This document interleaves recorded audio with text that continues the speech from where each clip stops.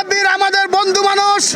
মুসাব্বির ছাত্র দলের রাজনীতি করে, সে স্বেচ্ছাসেবক দলের রাজনীতিতে এসেছে।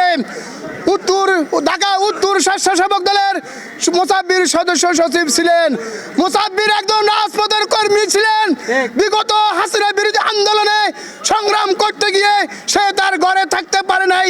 তার বিরুদ্ধে 200-র উপরে মামলা রয়েছে বন্ধুরা। সে না হলো আর 10 বার জেল কেটেছে, 10-12 বছর মতো সে জেলে ছিল বন্ধুরা আমার। আজকে তার 2টি এতিম সন্তান রয়েছে বন্ধুরা আমার।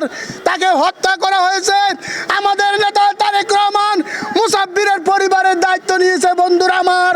আমরা প্রশাসনকে বলতে চাই, একটি কুচক্রী মহল, একটি পরাজিত শক্তি, 71-এর পরাজিত শক্তি, 24-এর পরাজিত শক্তি চায় না যে আগামী 12 তারিখে নির্বাচন হোক বন্ধুরা আমার।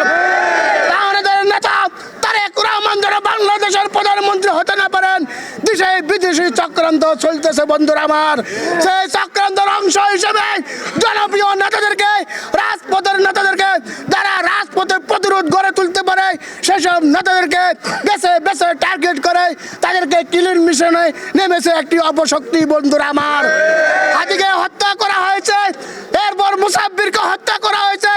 এর মানে হলো তারা চায় না আগামী 12 তারিখে নির্বাচন হোক। তাদের এই হত্যার একটি মাত্র উদ্দেশ্য আগামী দিনে নির্বাচনকে বানচাল করা এবং তারেক রহমান যেন বাংলাদেশের প্রধানমন্ত্রী হতে না পারে বন্ধুরা আমার। বন্ধুরা আমার, আপনারা যারা রাজপথের সৈনিক, 17 বছর যারা আন্দোলন সংগ্রাম করে আজকে পর্যায়ে এসেছেন, আপনাদেরকে সজাগ থাকতে হবে, আপনাদেরকে রাজপথে থাকতে হবে। এই অপশক্তির বিরুদ্ধে যে কোনো সময় যে কোনো ডাক দিবে, তাদের বিরুদ্ধে প্রতিরোধ গড়ে তুলতে হবে বন্ধুরা আমার। বন্ধুরা আমার, পাশাপাশি নির্বাচন যাতে বানচাল করতে না পারে, আপনারা 12 তারিখের নির্বাচনের জন্য সবাই প্রস্তুতি গ্রহণ করুন।